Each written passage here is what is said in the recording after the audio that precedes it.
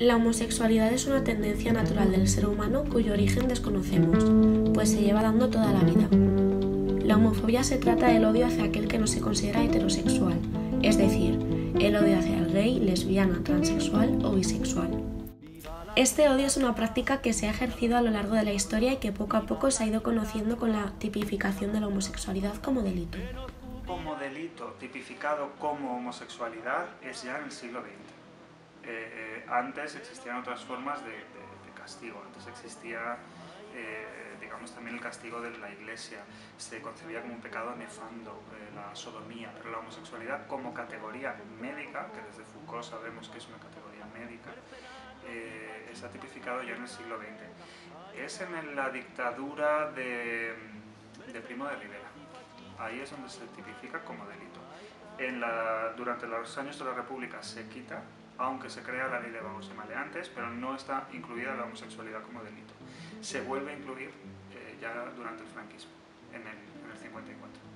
Remontándonos al siglo XX, en España, con la dictadura de Primo de Rivera, la homosexualidad se reintroduce en el Código Penal de 1928, en el artículo 616. No se persigue a los homosexuales, sino a los actos como besarse en público. Con el comienzo de la Segunda República se derogó la homosexualidad como delito, lo que permitió mayor libertad al colectivo LGTB. Sin embargo, no se crearon leyes que mostrasen una igualdad real entre personas heterosexuales y homosexuales. Durante la Guerra Civil, el odio hacia los homosexuales no se percibió de la forma tan clara como en la dictadura de Primo de Rivera, en la que se consideraba un delito. El carácter bélico del 36 al 39 hizo que la homosexualidad no fuese un tema en mente de la población, ya que enfrentarse a un bando u a otro era lo que primaba. Será con la consolidación de la dictadura franquista cuando se ve a los homosexuales como peligrosos sociales. Hay documentos, hay testimonios, hay discursos, los discursos de Queipo del Llano, por ejemplo, durante la guerra, que están escritos o están grabados porque eran radiados. Entonces decía como cosas así, tipo cualquier afeminado, cualquier desviado, es un insulto para el movimiento, tendrá que ser asesinado como un perro, por ejemplo, como cosas así. Sin embargo, creo que pertenece más a toda esta vigilancia del género como categoría que en esta España de después de la guerra se instaura como un dispositivo de control, es decir, se establece a partir de una misoginia de base, es decir, de un odio estructural a las mujeres, y a partir de ahí es donde se construye el discurso. Por lo tanto, el varón afeminado tenía que ser señalado y era un peligroso social. En medio de una guerra es complicado pararse a esas consideraciones. Simplemente se tenía en cuenta si los soldados o los milicianos, en el caso del bando republicano, tenían valentía, arrojo, lealtad a la bandera que servían, ¿no? Realmente no puede decirse que hubiera homofobia durante un conflicto bélico. Realmente lo importante era ir al frente, pelear, combatir por unas ideas, por una causa, y no es hasta el final de la guerra cuando empieza a perseguirse a los que en primer lugar fueron enemigos y luego fueron considerados enfermos e incluso peligrosos. Al acabar la guerra, la nación se encontró destrozada económica, cultural y moralmente. Con la victoria del bando franquista se instauró un régimen autárquico, en el que se dieron las cartillas de racionamiento y el extraperlo. Su aislamiento internacional, que con el desarrollo de la Segunda Guerra Mundial se intensificó, fue también determinante para esta autarquía. Para estructurar la dictadura, Franco se apoyó en 4 pilares: el ejército, los falangistas, los monárquicos y la Iglesia. El mundo eclesiástico tuvo un papel esencial en la consolidación del franquismo. Franco concedía a las autoridades eclesiásticas el control de la moralidad pública y privada. Así, el Estado se sometió a los imperativos morales de esta: el rechazo a toda desviación fuera de la heterosexualidad, el matrimonio y la familia. La sexualidad estaba orientada a la procreación dentro del matrimonio. El aumento de la natalidad fue una obsesión durante esta etapa, e inclusive las familias numerosas recibían un carnet por tener gran cantidad de hijos que les servía como una llave de acceso a muchos más recursos. Había una opresión sexual tremenda, sobre todo hacia las mujeres, cuya función era satisfacer al esposo, ser ama de casa y cuidar a los hijos. En la dictadura, con una ética social y sexual muy definida y elaborada, se mezcla la moral tradicional de la Iglesia católica con el estilo agresivo y heroico de la Falange. En esta España se daba mucha importancia a la familia tradicional, la cual tiene un matrimonio indisoluble y reprime socialmente a la mujer, caracterizado por un machismo orgánico. Practicaban muchísima homofobia que equiparaba a militancia de izquierdas e inversión sexual, para así mostrar también la decadencia de España. Nos encontramos entonces con dos tipos de homosexuales: el invertido, que sería el normal, con aspecto y conducta afeminados, que asume roles de mujeres, y el pervertido, el cual mantenía relaciones con otros hombres pero no tenía conducta afeminada, por lo que era considerado hombre normal. A todos estos, en la España franquista, se les quitó el estatus de macho, ya que mantenían relaciones sexuales con otros hombres. Por tanto, comenzaron a modular la voz con tonos graves y a mostrar virilidad. La virilidad franquista, por otro lado, es esencial para entender la política del régimen. Hay un artículo que se llama Palabra de Franco, que estudia cómo las palabras que Franco más repetía en sus discursos, esta cruzada, esta patria, esta Dios y esta viril, entre las 10 primeras. La palabra viril o virilidad es una idea fundamental para estructurar el régimen. Se entiende que el auge del feminismo, que la visibilidad de los invertidos, que este tipo de cosas que nosotros podemos considerar como avances sociales, para Franco y los franquistas era una degeneración del país. Entonces la virilidad a lo que venía era a poner orden en esa España degenerada, ¿no? Esa es la idea, digamos, el símbolo con el que Franco legitima su violencia. Antes de ser incluidos en el Código Penal, los homosexuales eran marginados sociales, y al añadir su estigmatización dentro de la legislación, pasaron a ser también discriminados, inculpados de los delitos de abusos deshonestos, escándalo público y corrupción de menores, que en su caso fueron agravados con penas mayores a las que recibían los heterosexuales por los mismos actos. Los homosexuales no entraban dentro de la categoría de delincuentes políticos, sino en la de sociales. Compartían características con otros grupos como los toxicómanos o las prostitutas. Los homosexuales, por tanto, se ven obligados a mantener una doble vida. Practican el sexo de modo fugitivo en pensiones, con la posibilidad de que les entregasen, aunque lo más cómodo para ellos era acudir a clubes discretos, algunos incluso protegidos por policías corruptos, y sus propietarios, además, avisaban a los clientes cuando iba a haber redadas. Frente a todo esto, algunos homosexuales recurrieron al matrimonio de conveniencia, otros tomaron los hábitos. En general, en la alta sociedad no hubo problemas. Casaban a los hijos por conveniencia, pero aceptaban posteriormente a la verdadera pareja sentimental del hijo, que se integraba en la familia como un pariente más, y, si les pillaban, el padre pagaba una multa o entregaba un donativo. De igual manera, los artistas e intelectuales salían en libertad enseguida. Ahora existen, pero ya los conocí con otro nombre,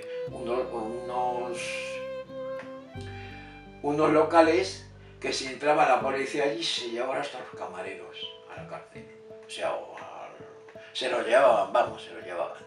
En los cuarteles, Franco ordenó implantar métodos de vigilancia y control para erradicar cualquier posibilidad de homosexualidad.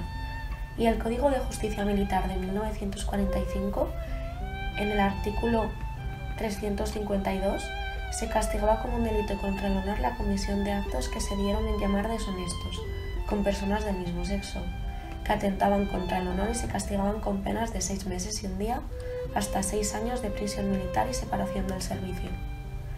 De 1954 a 1970, los principios morales del nacionalcatolicismo seguían vigentes, pero los españoles comenzaron a europeizarse y caen tabúes, como la llegada de turistas con bikini y shorts, que obliga al régimen a hacer la vista gorda para salir del ahogo de la autarquía. También hay urbanización y migración a las grandes ciudades, que propician la expansión de una subcultura homosexual nueva y distinta a la anterior. Según el juez Antonio Sabater, había un aumento de la inversión sexual por el desarrollo de la sociedad de consumo, que potenciaba el narcisismo, el afeminamiento de la indumentaria masculina y la preocupación por el aspecto físico. Reconocerse como homosexual era complicado. Muchos se callaban la sensación culpable de comportarse como un degenerado, donde también se enfrentaban a un muro de silencio en las familias, por el comportamiento autoritario y poco comprensivo de padres.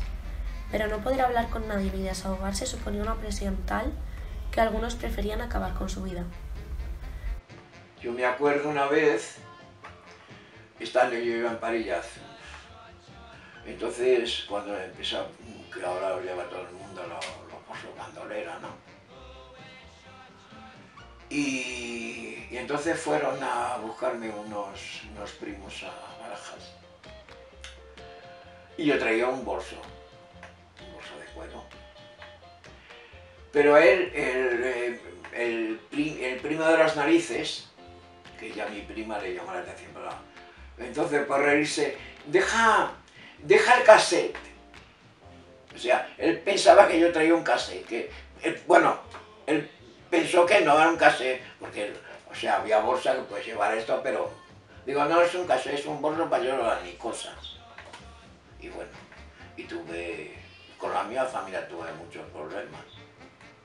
Los homosexuales de los pueblos se van visibilizando y emigran, muchos de ellos solos, a las capitales de provincia para labrarse una vida más libre, aunque ahí también se sufrió la homofobia. No obstante, en las grandes ciudades como Madrid o Barcelona había bastante más libertad. Muchos homosexuales iban al extranjero para gozar de libertad y luego volvían con costumbres de allí, como camisas estampadas o pantalones ajustados, lo que aquí todavía podía significar una multa o detención.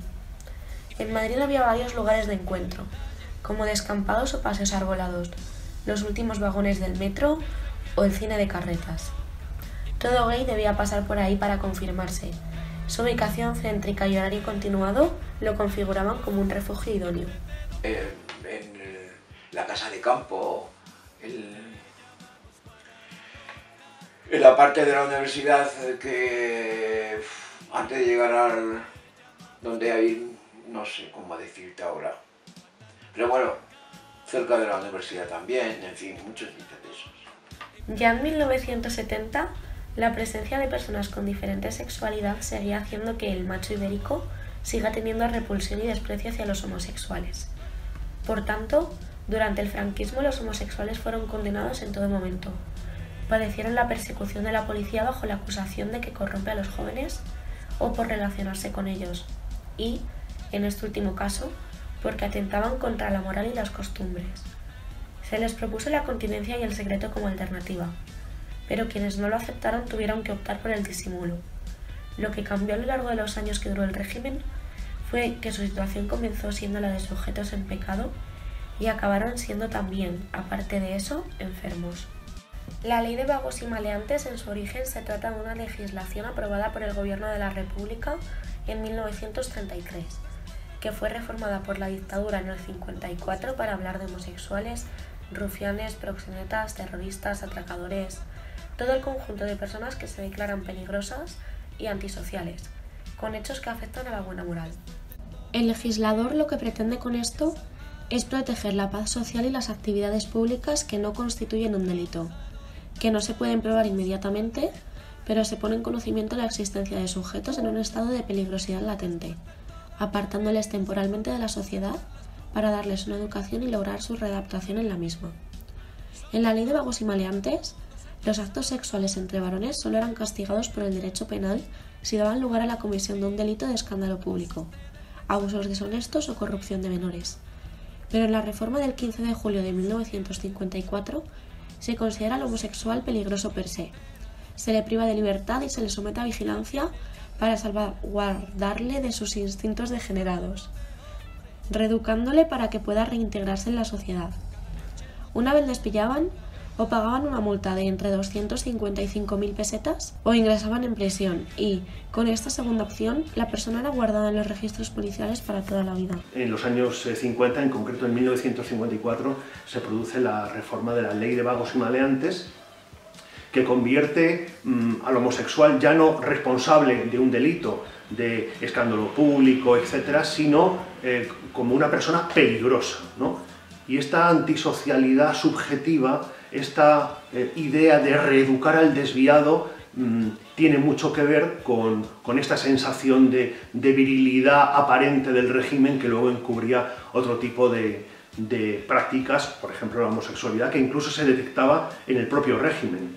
Durante el franquismo, la homosexualidad se comparó con una enfermedad contagiosa similar a la tuberculosis.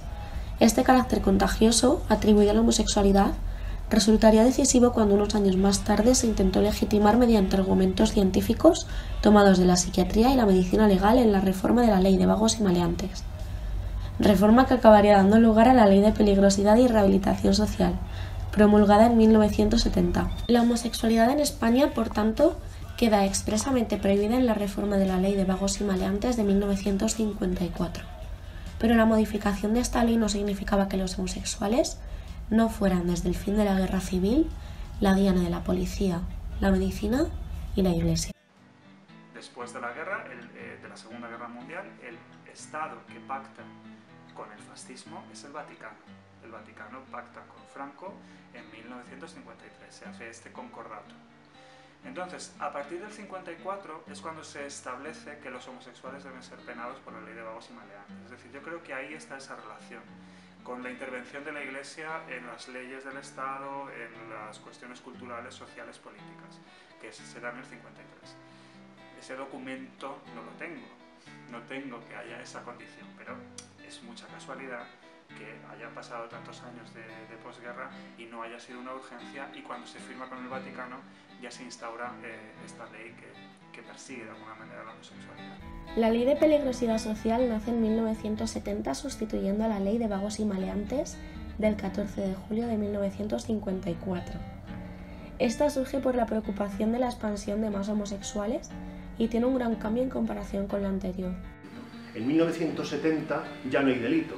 El simple hecho de ser homosexual es perseguido, es juzgado y es condenado. Se insiste en que la homosexualidad es algo contagioso, es decir, es un problema de salud pública. Es peligroso que haya homosexuales porque pueden contagiar y por lo tanto pues estos argumentos absolutamente absurdos que se ponen siempre, el fin de la especie, la degeneración, etc. Para el régimen franquista, la homosexualidad se debía curar puesto que la consideraban una enfermedad.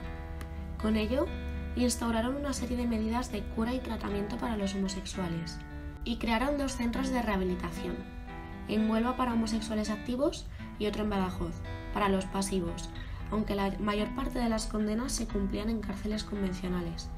Según su visión, a través de esta rehabilitación los homosexuales volvían a integrarse en la sociedad. De cara a Europa se quiere mantener como, digamos, una imagen de apertura, de modernidad, es decir, aquí no queremos castigar a nadie, aquí lo que queremos es rehabilitar, que vuelvan a poder integrarse en la sociedad como sujetos normales y normativos y, por supuesto, rectos y católicos, imagino. Se establece una serie de dinámicas de curación, pero no era cierto, necesitaba mucho menos, o sea, por supuesto no era cierto porque no funcionaba, evidentemente, pero además porque no estaba sistematizado. Quiero decir, el régimen no tenía dinero para invertir en eso, o sea, no podía poner en todas las cárceles, ni podía poner en todas las ciudades estos aparatos de electroshocks, estas cosas. Se hizo, por supuesto, pero se hizo más bien en consultas privadas. Lo que se hacía en las cárceles para homosexuales, que había 2 prisiones, una en Badajoz y otra en Huelva, y también estaba la de Tecia, en Canarias, era ponerlos a trabajar, pues a coser balones, a ponerlos a trabajar de una manera mecánica, ¿no? Era una ley que tenía la intención de dar una imagen de cara a Europa y luego de mantener un control absolutamente restrictivo y represivo para la población española. La ley funcionó como un instrumento represor de primer orden. El calificativo utilizado de peligrosos servía para justificar la necesidad de medidas de control y vigilancia para evitar que dichos actos se propagasen. Entre 1970 y 1979 fueron encarcelados unos 1.000 homosexuales de los cerca de 5.000 que fueron juzgados. Se elimina como delito el ser homosexual el 26 de diciembre de 1978, pero no se deroga esta ley hasta 1995. Desgraciadamente y por culpa de escasez de estudios e investigaciones, nunca llegaremos a saber cuántos homosexuales emigraron, se suicidaron y cuántos fueron perseguidos por la ley de vagos y maleantes y la de peligrosidad social. Se detenía a los homosexuales en función de diferentes criterios. Por ejemplo, limpiar las calles de homosexuales durante la Navidad. Por ejemplo, eliminar de la circulación en un pueblo al maricón del pueblo, ¿no? O una simple cuestión estadística. El juez de peligrosidad de cualquier circunscripción, por ejemplo Barcelona, necesitaba demostrar que se había aplicado la ley de peligrosidad y cuantificarlo. De tal manera que por una razón o por otra, fuera porque la Guardia Civil elevaba los informes o porque el juez de peligrosidad lo solicitaba, se activaba un mecanismo que desembocaba en la detención y entrada en prisión de homosexuales de manera arbitraria, ¿no? España entera era una cárcel, y la amenaza de ir a prisión por cualquier motivo sirvió para mantener firme a toda la población. El jefe de prisiones de posguerra dijo: todas las prisiones de España debe prevalecer la disciplina de un cuartel, la seriedad de un banco y la caridad de un convento. Que se identifica con los valores y familias del régimen, identificando aquí a la Iglesia y al Ejército. Además, muchos de los funcionarios de estas prisiones venían de la División Azul. La dictadura mezcló a los presos en las cárceles para minar la moral de los condenados por su filiación ideológica o por sus actividades antifranquistas, por lo que los homosexuales fueron juntados con delincuentes y acosados sexualmente por estos. En lo penal, la homosexualidad era punible con una estancia en la cárcel de 3 meses a 3 años, ya fueran las colonias agrícolas penitenciarias y las galerías de invertidos de las prisiones modelo, o en las cárceles de Badajoz y Huelva, que a partir de 1970 se especializaron en albergar internos homosexuales. No fui directamente a la cárcel porque, claro, es que este país es de chiste. Al ser hijo de militar, y además como yo cuando tuve la primera, yo no es que era menor de edad, pues que entonces era los 21, ¿no? Entonces ver que mi padre fue a recogerme a comisaría. Y entonces no, pero vamos, quedé en la ficha como invertido. En la prisión de Carabanchel en Madrid hubo un centro de observaciones de presos homosexuales a cargo de 3 médicos que publicaron un estudio sobre la homosexualidad basado en sus conclusiones. En el caso de la cárcel de Carabanchel era conocido como el Palomar, que era la zona más alta de la cárcel, y ahí tenían un cierto nivel de protección o de autoprotección, pero realmente en las cárceles de régimen ordinario la situación era muy difícil. El franquismo significó un freno apoteósico para la evolución, tanto sociocultural como económica en nuestro país. Además, la imposición de una ideología imperante fascista y dictatorial, germen de la alemana e italiana, y prácticamente intocable hasta el tardofranquismo, supuso la negación de los derechos individuales y colectivos más básicos. No obstante, el tema de la homosexualidad se abordó de diferente manera en España respecto a otros países con regímenes fascistas. En primer lugar, los regímenes de Franco y Mussolini se dedicaron a la represión de la homosexualidad, pero sin llegar a aprobar el asesinato, al contrario que Hitler, que envió a miles de homosexuales a campos de concentración por el simple hecho de serlo, y de no morir ahí, lo hacían durante durísimos experimentos donde se intentaba cambiar su orientación sexual. Por otro lado, tanto Franco como Mussolini buscaban el crecimiento bruto de la población en números absolutos. Sin embargo, Hitler demandaba el aumento de la población en función de la calidad, a través de la obsesión por la pureza de la raza, donde los sujetos debían mostrar salud, vigor y ausencia de taras, como era considerada la homosexualidad. Otra diferencia vendrá dada de a qué ciudadano gay se salvaba más. Mientras que el franquismo condenaba a los jóvenes y salvaba al hombre casado, el nazismo haría exactamente lo contrario. Las autoridades españolas daban algo más de libertad a los cabeza de familia homosexuales que a los adolescentes, pues estos podían contribuir al ascenso de la natalidad.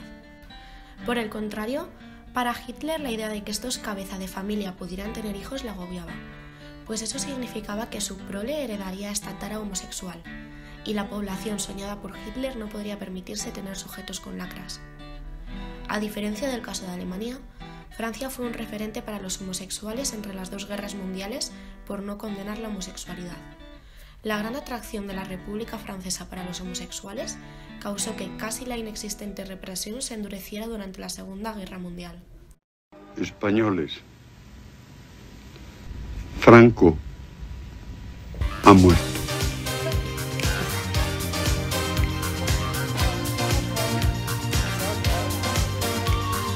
Dímelo ya, necesitas descansar ahora, dímelo ya.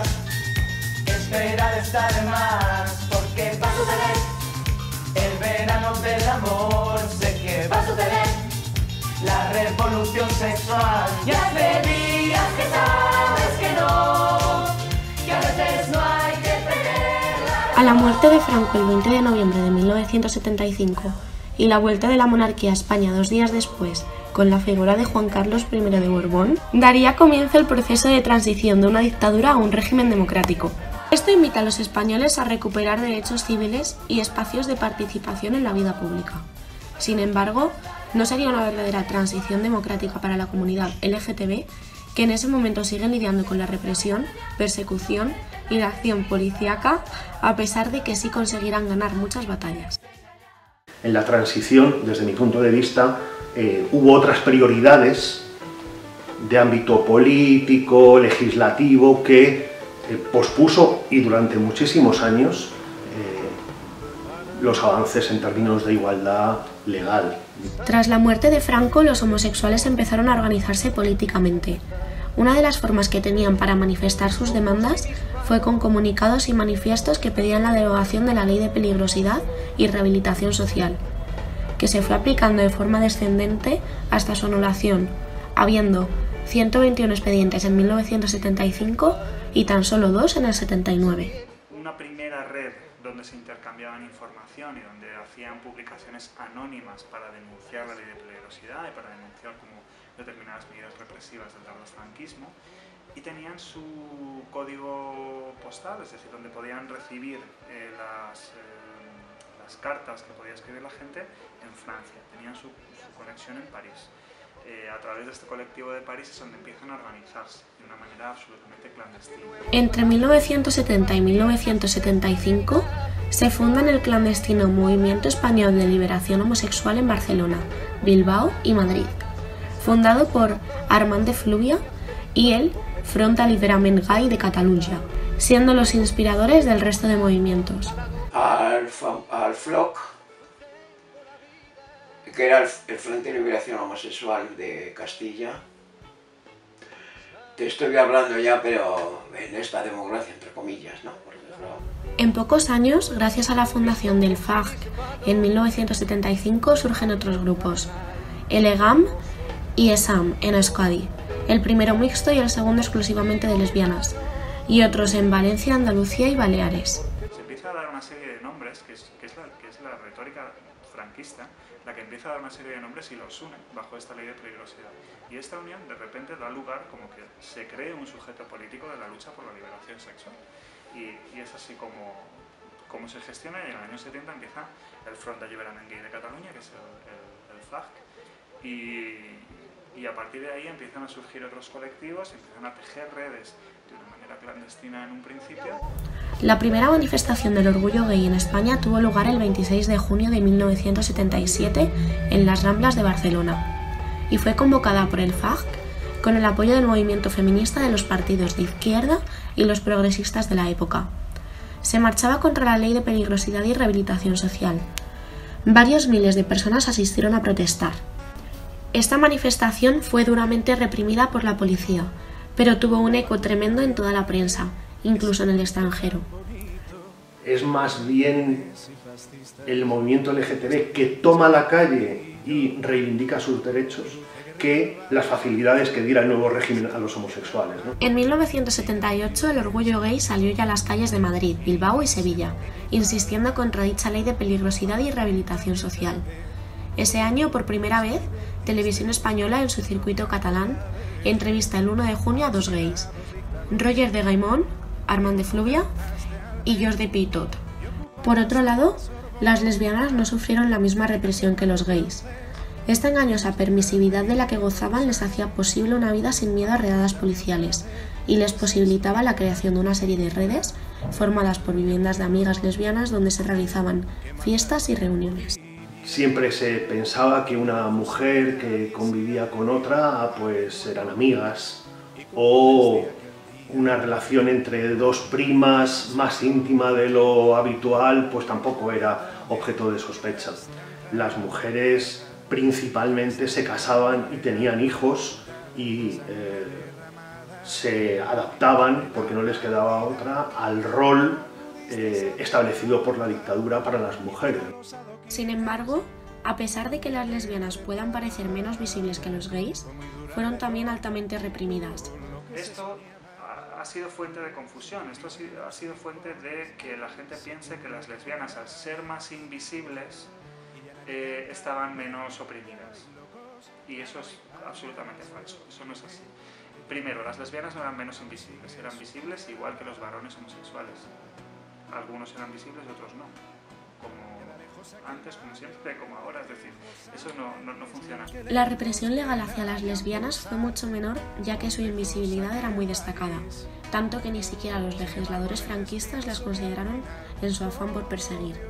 La represión a las lesbianas iba por otros cauces de tipo social. Las familias, por ejemplo, enviaron a muchas de ellas a psicólogos y manicomios. En noviembre de 1978 se presentó en la Asociación de Prensa de Barcelona un nuevo grupo de lesbianas llamado Grup de Lluita per l'Alliberament de la Lesbiana. La historia de los colectivos de lesbianas que forman parte del movimiento feminista tiene su origen, curiosamente, en el congreso que la International Gay Association celebró en Cataluña en 1980. En el marco de esta reunión internacional, las lesbianas de nuestro país se reúnen y deciden convocar las primeras jornadas de lesbianas del Estado español, que se celebrarán en junio del mismo año en el mítico local feminista de la calle Barquillo del barrio de Chueca. Tras haber analizado la figura de los y las homosexuales durante el franquismo y la transición, y tras haber podido seguir de cerca sus duras condenas, persecuciones, encarcelamientos y represiones, podemos concluir con que el reconocimiento público recibido por ellos es injusto e indigno de un Estado democrático al que pertenecemos. Por ello, se han llevado a cabo varias iniciativas. Entre estas destaca la Asociación de Expresos Sociales promovida por Antoni Ruiz, para recuperar la dignidad de las personas y reclamar indemnizaciones. Otras iniciativas para compensar a todas aquellas personas que sufrieron algún tipo de represión o persecución durante la guerra y transición se hicieron a través de la implantación de leyes, como la Ley de Memoria Histórica en 2007 o la Ley de Matrimonio en el 2004, donde se establecía que el matrimonio tendrá los mismos requisitos y efectos cuando ambos contrayentes sean del mismo o de diferente sexo, entre otras. A pesar de que hoy en día en España ser homosexual no se considera un hecho delictivo, la homofobia sigue presente en la sociedad heteropatriarcal en la que vivimos. Sin embargo, son los medios de comunicación y una educación más tolerante la que nos ayuda a dar más visibilidad a este colectivo.